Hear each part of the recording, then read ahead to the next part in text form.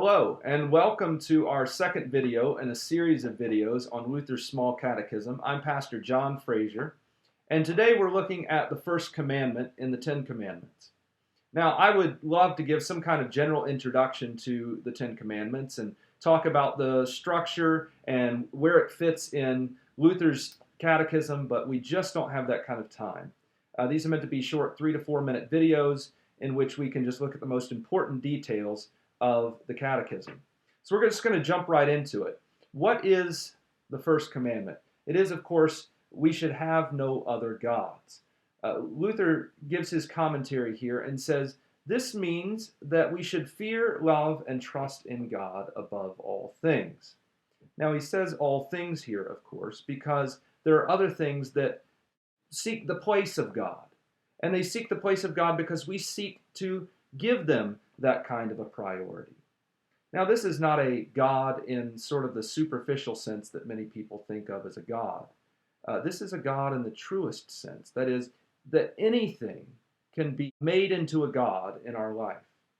Luther says in the Large Catechism that a God is something from which we expect all good and in which we seek refuge. Now, God alone should take that place. And God alone has that place. Anything else that promises this is a false God. Yet we are deceived and we give other things this kind of place and give it this priority. Well, what are we to do about this? Well, we might think, okay, well, the command is to fear, love, and trust in God above all things. And so that's just what we should do. Well, that would be great if we did do that. But the fact is that we don't. We regularly, even unwittingly, make idols out of things. And so this is to show us what kind of people we are.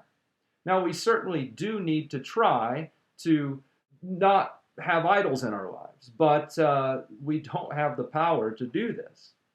So what do? We are to turn and trust in Jesus Christ by the Spirit. We are to ask the Lord for help in this. We are to admit our fault and own that we have not given God priority and place in our lives. Now, how do we tell when we've got an idol in our life? I think one of the best ways to tell this is to look at our time. What is it that we dedicate ourselves to? When things come into conflict with our schedules, what wins out? What takes priority?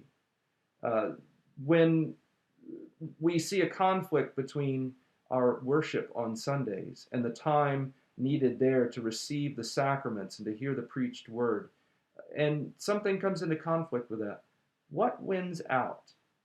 Does the worship of God win out? Or does something else, whatever it is, regularly win out in our lives? If that's the case, we've got an idol in our life. And we can say, but this is very important. I have to do this, or this is such an important thing. But there is nothing more important than God revealed in Jesus Christ in the divine service.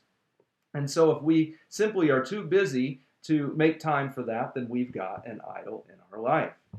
Now, let's look for a moment at what Luther says about fear. Fear is sort of been downgraded in the contemporary church to something like reverence or awe or respect. Well, of course, I think fear includes those things, but it stops short of what fear really is if we think of those things as what fear means here when Luther says we should fear, love, and trust in God above all things. We can really see this in the close of the commandments, where Luther says about this statement, I, the Lord your God, am a jealous God. And he says, what does this mean?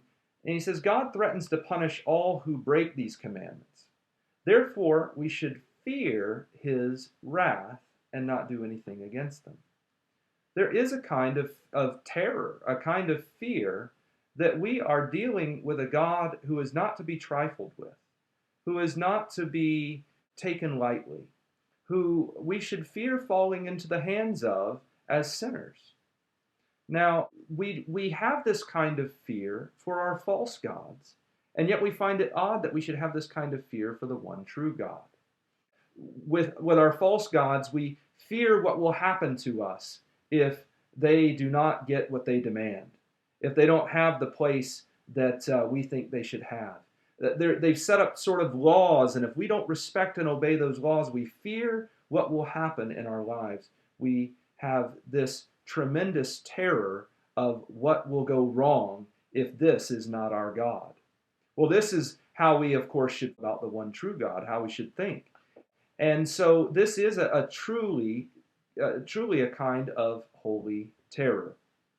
Now, this commandment, this first commandment, we should fear, love, and trust in God above all things. This is, of course, very similar to how Luther begins every other explanation of every other command. We should fear and love God so that, and then he gives the explanation. Well, this is because this is the proper motivation for what we do, for keeping God's law. It should be done out of fear and love of God. So the whole, all of the other 9 commandments are contained within this first commandment. This first commandment is the whole of everything else in kernel form. And the rest then is just commentary. If we truly feared, loved, and trusted in God above all things, we would not harm our neighbor. We would not steal. We would not kill. We would not commit adultery. We would not forget the Sabbath.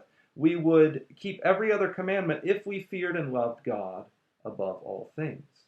So these other commandments are then explanation or commentary on this first command. Well, we don't fear and love and trust in God above all things. So what is to be done about this?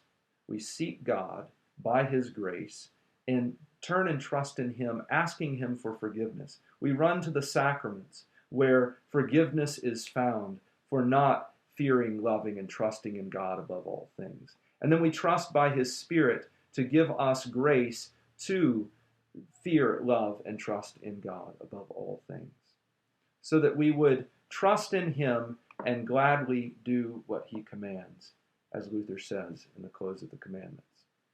Well, thank you for sharing this time with me today. I look forward to our time together in future videos. Thank you very much.